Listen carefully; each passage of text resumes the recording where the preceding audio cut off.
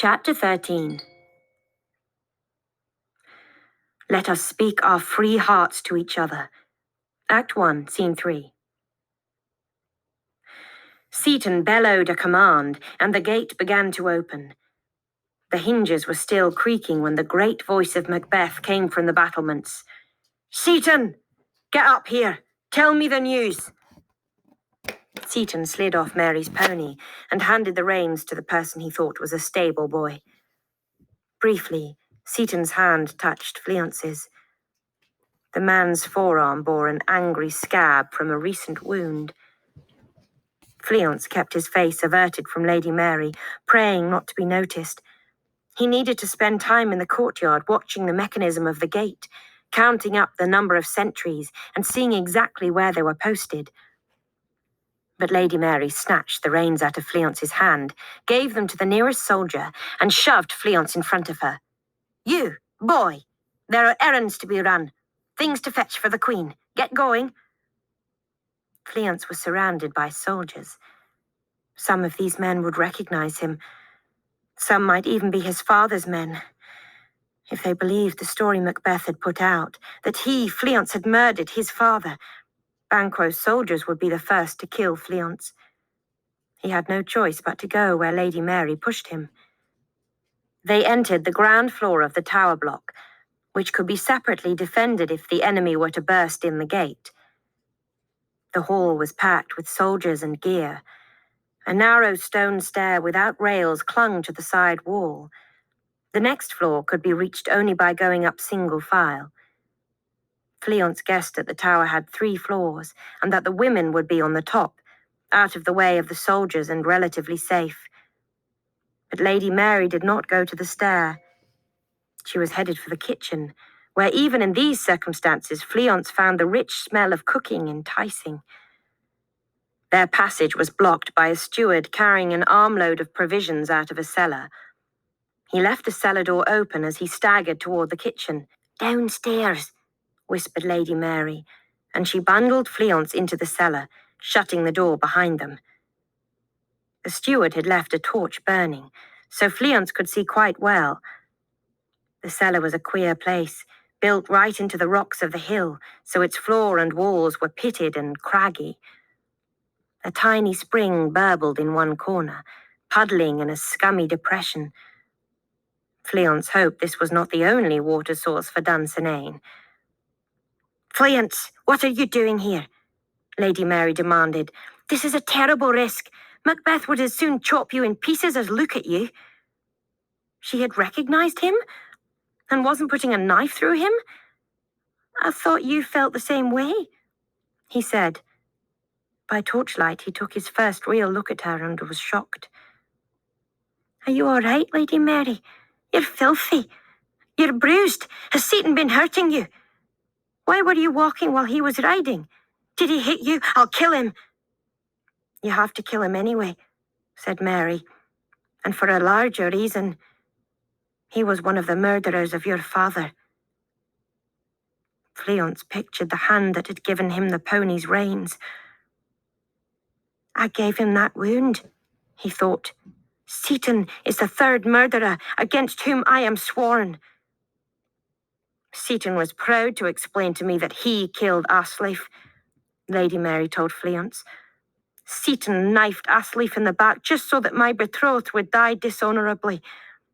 It is your duty, Fleance, not just to kill Seaton but to dishonor him. Make it painful and frightening and terrible and long, because Fleance, he also killed Lord Macduff's little chicks. Sweet children playing in the grass, and poor Lady Macduff too." Lady Mary poked among barrels and casks, apparently looking for a hiding place for Fleance.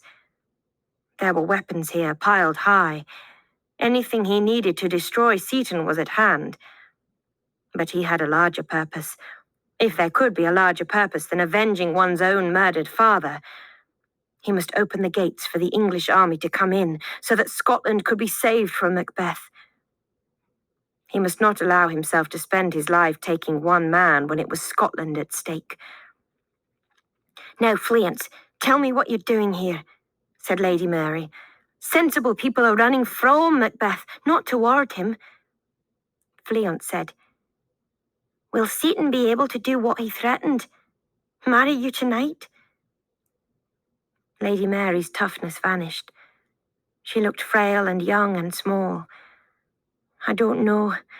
I have a plan, but I'm not sure it will work. Tell me first what your plan is. Do you hope to assassinate Macbeth? That cannot happen. The Weird Ones and Fleance, they have the truth of everything. I can testify to it. Said that no man born of woman can hurt Macbeth." How like the evil sisters to phrase it, thought Fleance.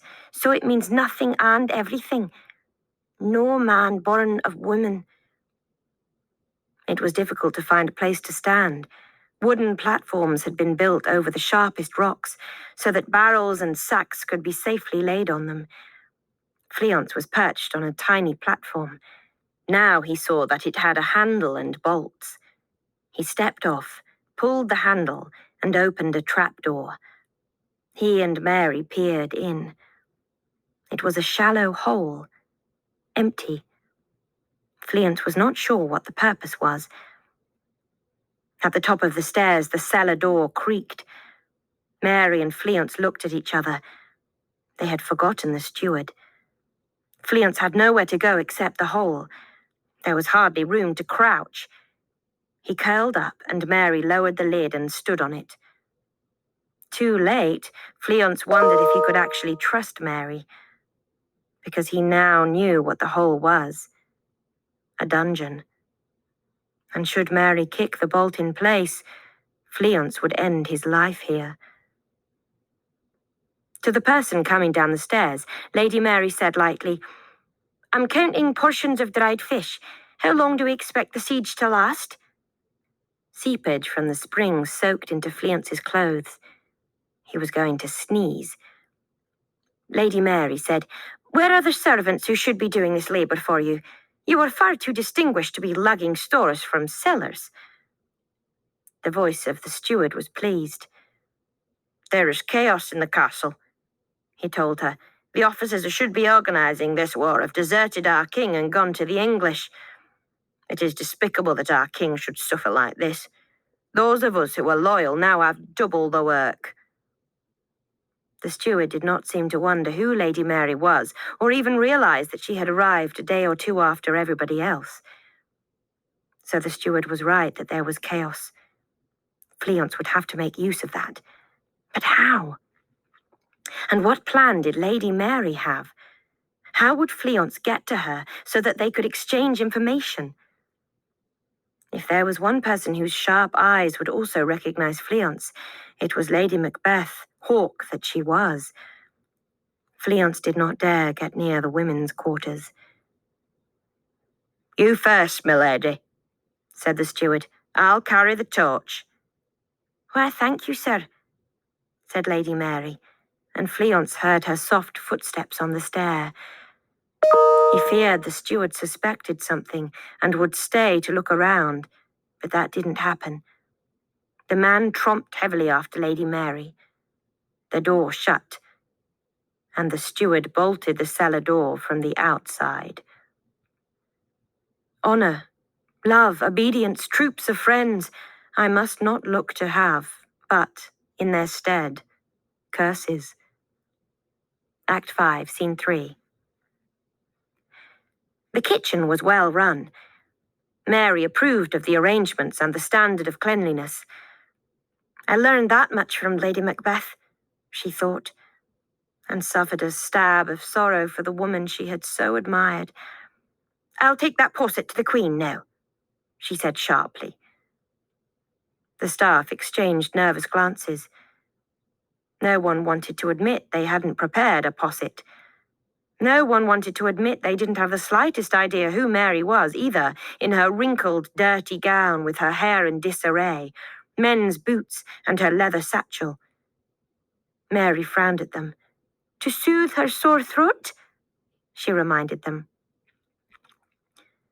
They stopped everything to fix a nice hot drink, full of honey and cinnamon. They were afraid, but whether of the Queen, the King, or the army outside, Mary could not tell. She took the drink. They bobbed curtsies, and she understood that the kitchen staff was afraid of her. She laughed out loud, increasing their anxiety, and headed for the tower. She hadn't been here before, but she could assume that the ladies were ensconced on the upper level. As she went through the kitchen passage, she slid open the bolt on the cellar door. Fleance was on his own. She couldn't help him. Marriage to Seaton would not be much different from being hanged, and she preferred to avoid both. She could not ask Lady Macbeth to help her. The Queen was beyond helping anybody, and almost certainly would not have helped Mary anyway. Mary's only hope was to convince everyone that she, alive and unwed, was essential to the Queen's health. Narrow, steep stairs, more like little protruding ledges, went sharply up. The stairs were poorly lit, having no windows, just a slit here and there. If the worst happened, each floor could be defended just by pushing attackers off the stairs. The next floor turned out to be sleeping quarters for the men, and access to the battlements, where she could hear Macbeth bellowing. Mary climbed on up and entered the royal chamber, which would double as the solar and provide sleeping for the ladies-in-waiting, if there were still any ladies-in-waiting. Mary prayed to St. Margaret and St. Hilda to walk in with her, and they did. Lady Ross was coaxing the Queen to lie down. "You rest, Your Highness," she was saying, "and keep this compress on your forehead. I'll find my harp and sing for us." At the sound of Mary's boots, Lady Ross turned fearfully toward the door. When she saw Mary, tears of relief sprang into her eyes. The Queen lay on her back, holding the poultice over her eyes. The room was a dreadful place, smaller than Mary would have expected. Some space was given over to great barrels for water, in case the siege reduced them to utter desperation. There was nothing pretty here, no decoration, nothing soft. This was not a castle for sitting on window seats and sighing at the beauty of the moon. Lady Ross backed away from the motionless Queen and flung herself into Mary's arms, taking comfort, as if Mary were the woman in her 30s and Lady Ross the young girl. "I'm so glad you're here," she breathed. "There isn't anybody else. Even the Queen's servants are gone. All through that terrible march here, people just dropped out, fell away, melting into the hills. But are you all right, Mary dear? You look as if someone tried to drown you." "I'm fine. Is the Queen well?" If the Queen didn't even recognize Mary, there was no hope that her plan would work. "In these troubled times, which of us is well?" said Lady Ross. Mary agreed with that. "The Queen has a fever?" asked Mary. "She has a greater disease," said Lady Ross shortly. Mary's heart sank. "Plague? Pox?" "'Tis called the evil," said Lady Ross. "Here, take off that dreadful gown. We'll burn it in the fire. I have a beaker of hot water. Let me bathe you. Travel has stained you terribly." Lady Ross gave Mary an efficient and desperately needed wash. "Now I'm going to pop you into my green gown," she said. "You always look so nice in green, Mary. Let me fix your hair." Lady Ross loved to fix hair. Mary sat gratefully on a stool while Lady Ross brushed out the twigs. "If you're not going to sing, Lady Ross," said the Queen nastily, like a child taunting a sister, "then I will." Lady Ross dropped her hairbrush and reached for the harp, but the Queen chose one note.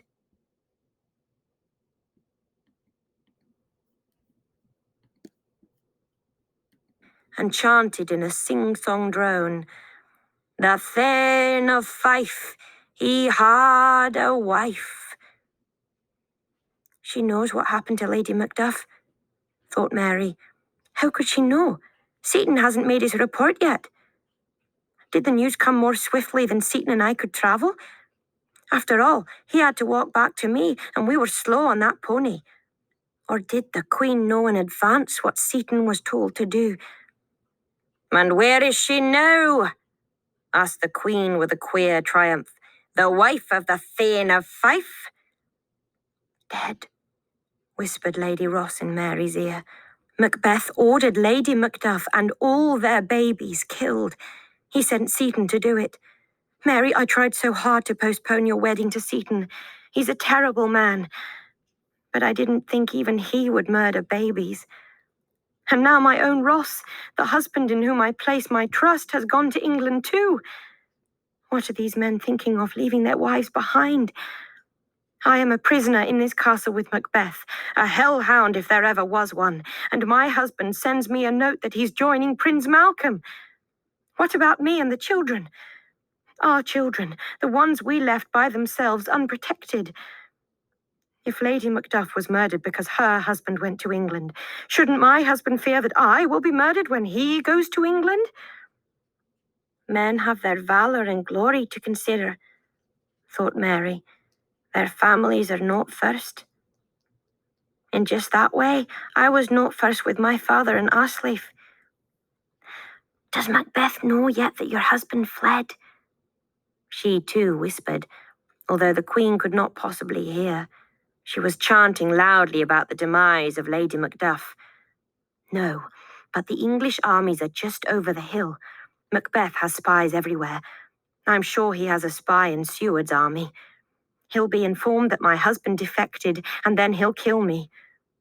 Leave now, said Mary. Do not wait 1 minute. I will make excuses to the Queen until she has forgotten to ask, just as she forgot to ask about all the others who left. Lady Ross shook her head. I tried to run when you disappeared, but a soldier caught me. He was very polite. He said I must have lost control of my horse, and he would keep the reins in his hands so it wouldn't happen again. Mary, it's so frightening here. Macbeth prowls like a dog in the night, howling that nothing can hurt him now. Macbeth's men are more afraid of Macbeth than of the English army. They believe him both cursed and blessed. They believe no one can escape his wrath, so they obey everything without question and without delay. If I were some stable boy, perhaps I could slip through the army lines pretending to carry water or firewood. But how does a lady vanish? With the clothing Prince Malcolm left behind. Come, you will be that very stable boy. Mary yanked a blanket off the pile by the bed and held it up for shelter.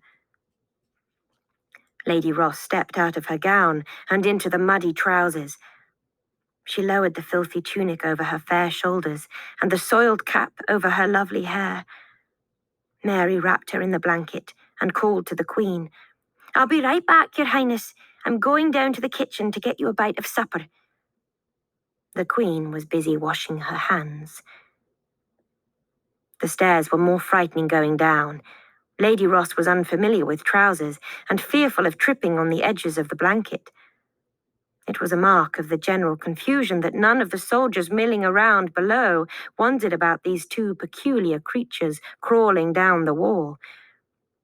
When at last they reached the ground floor, Mary whipped off the blanket, grabbed Lady Ross's arm as she had grabbed Fleance, and said sharply, You do as you are told, young man.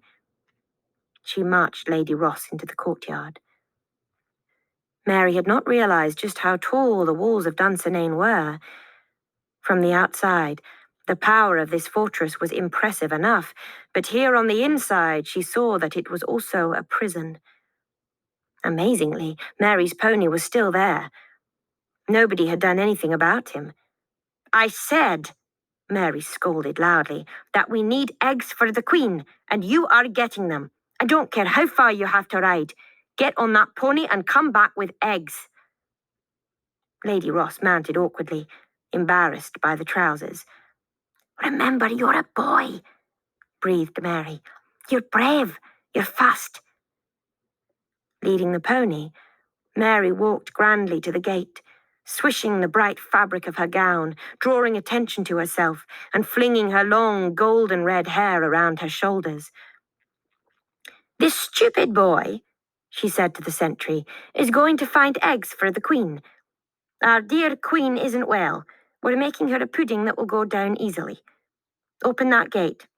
Stop whining about it. It's one boy and one pony. The gate will be open one moment. You're perfectly safe, you lily-livered toad. Hurry up. The bar across the gate was as big as a tree. Fixed into position, it not only stretched across the two great doors, but also spread down the thick stone walls, supported by great iron sockets. But both the bar and the iron had been oiled, and two men easily slid it back. They opened a crack exactly wide enough for the chunky little pony. "Don't you let the Queen down!" Mary snapped at poor Lady Ross, and she smacked the pony's flank to make it run. The pony did not even consider running down so steep and rough a hill. It slowly picked its way. Macbeth and Seaton and every other soldier on those battlements had only to glance down and they would see what was happening and seize poor Lady Ross and kill her. "Close the gate," Mary ordered the sentries. "Don't be so careless." This is the very painting of your fear.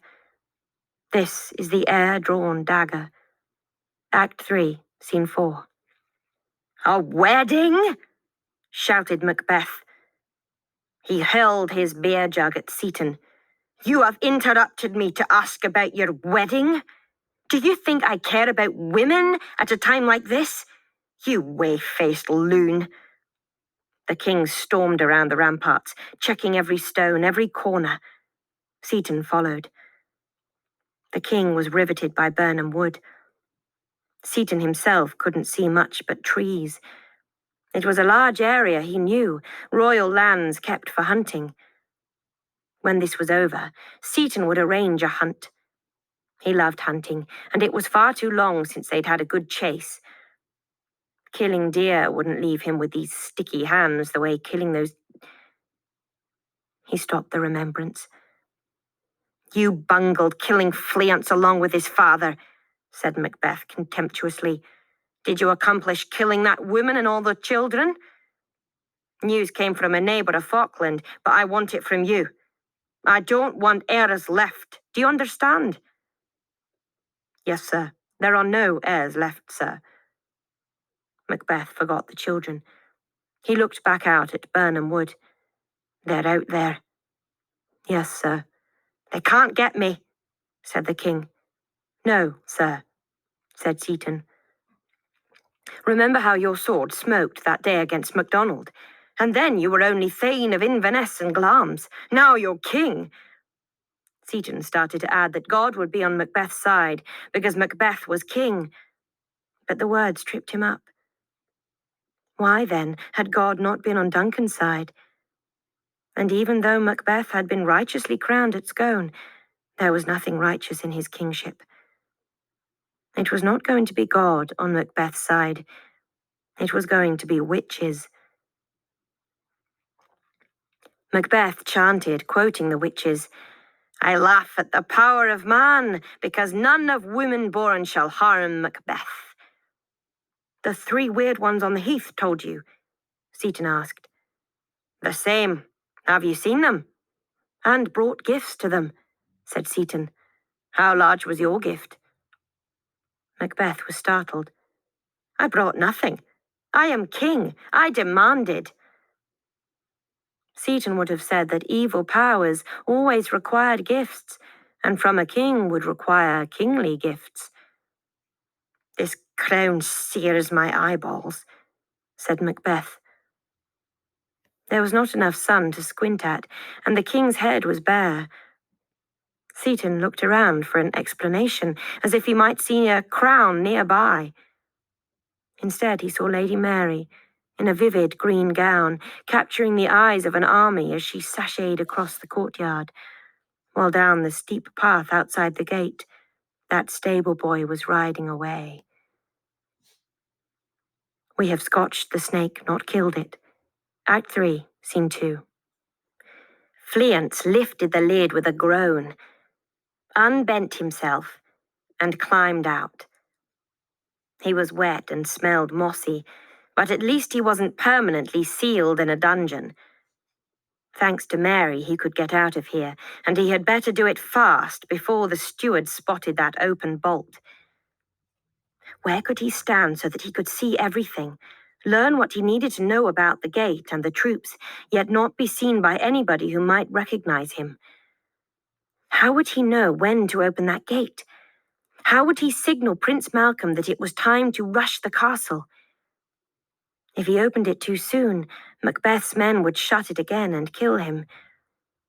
If he waited too long, and Seward's troops were already coming up the path, Macbeth's men would stand on the ramparts right over that very gate, pouring boiling oil down on the attackers, and Fleance would be responsible for the slaughter. There was another problem. If Fleance were caught, Seaton would know that Lady Mary had something to do with Fleance getting in. So if I am caught, I am dead, thought Fleance, and so is Lady Mary. He left the narrow kitchen passage, sauntered through the hall, and came out into the courtyard. He looked around for horses so he could spend time watering and grooming, and especially shoveling manure, because nobody ever wanted to do that, and they weren't going to interrupt boys who were. He was just in time to see Lady Mary send some other boy off on her pony. She was yelling about eggs. Fleance was mystified. Seaton came storming down a wide set of stairs that gave access from the courtyard to the battlements. Fleance pretended to be busy unhitching an ox team, although what he would do with them afterward he didn't know. He kept low, studying the fortress. "Why did you let that stable boy go?" Seaton shouted at the guards. Fleance yearned to be driving a stake through the man's heart, and instead he had to hide behind an ox. "Lady Mary said to. He's getting eggs for the Queen, so Lady Mary can fix a nice egg pudding for the Queen's sore throat." Seaton opened his mouth to scream about this too, but Macbeth had followed him down and seemed pleased with Lady Mary's plan, and yet startled, as if he had forgotten he had a queen, let alone one with a sore throat. Up the stairs to visit his wife, Macbeth went, with Seaton at his heels and Lady Mary close behind. She was a completely different person from the grubby, soiled girl who had hidden him in the cellar. She was a woman, her hair loosely caught by a kerchief, spilling in bright array on her shoulders, catching the eye of 100 men who would like a woman like this. Fleance could not bear to think about her in the company of those evil men, soon to be trapped in the bedroom of an equally evil woman. Soldiers were huddled near the ox team. They jerked their heads at Macbeth. "If he's blessed by God, I'm St. Margaret," said one sourly. "They say Prince Malcolm's out there," said another. "What's going on outside? Does anybody know?" "Who can see from here? Only the officers and those on watch get to have a look at this Burnham Wood they're so excited about. They say England will attack soon. They say Malcolm is the rightful king, and rightful kings always win. I don't like being trapped in here where we can't see." Fleance fastened the ox team back up again. Then he eased into a group of soldiers. "I'm mending and cleaning," he said cheerfully. "Anyone have trousers or tunics for me?" The men were happy to have anything happen. They were so bored and went through their packs to hand over old clothes. It was a nice selection from which Fleance could now dress as a soldier. He'd be wearing Macbeth's colours, not a happy prospect, but he might be able to draw sentry duty at the gate. Finger of birth strangled babe, ditch delivered by a drab, make the gruel thick and slab. Act 4, Scene 1. The King of Scotland had exactly one lord still with him, Seaton, who should have been very low on a list of nobles. The Queen of Scotland had exactly one lady-in-waiting, Mary, who was not on the list at all, being the daughter of the traitor Cawdor. "I will stay by the Queen's side," Mary said to Macbeth, although she had not the slightest intention of doing so. Have you a physician who could tend to her? If there was a doctor, he might give the Queen a sleeping potion, the only thing doctors could be counted on to do, and Mary could slip away in the night. The king seemed to take note that his wife was in a desperate situation. He ordered Seaton to find a doctor. But the best medicine, his presence, he did not think of. He left for the parapet, where he could go on studying Burnham Wood. The Queen washed her hands. The fingers were so red and chapped, she might have been a scullery maid herself. Her lovely hands had open, infected sores. Mary took the jar of lanolin and began to massage the soft, sweet-smelling lotion into those poor hands. Blood, explained the Queen. No, said Mary, wanting to weep for her even when she knew what kind of woman this really was, wanting her to be beautiful once more in body and in soul. It's a balm to heal you. Mary was astonished when a kitchen maid from Inverness entered the room, carrying a large covered tray of hot food. It could not have been easy to climb those horrid stairs balancing that heavy tray. The girl was one of the staff from Inverness, but Mary couldn't even remember her name. Janet, said the girl, curtsying to the Queen, who did not notice her. Mary set the Queen's hands in her lap and followed the girl to the stairs. Please let there be allies here. Janet, she said casually, is anybody else here from Inverness? Did Swin come back, or Ildred? Swin never come back. She knows how to live in the woods nor never be seen, like her name. Her name? Swin means one swine, like a wild boar that girl is. Tusks. Mary had thought it was the old word for swan.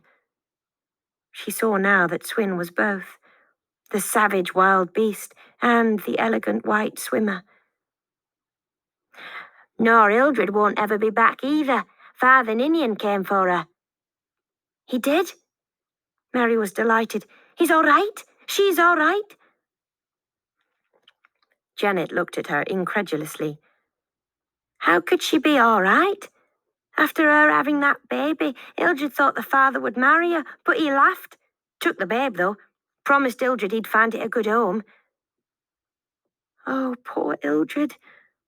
That she had a baby and nobody knew nor cared enough to wonder why she got heavy.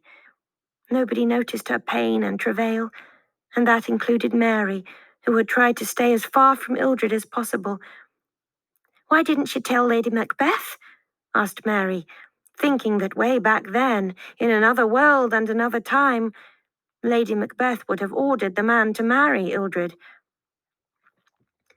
Because Ildred sinned, tempting a man and having a baby without getting married.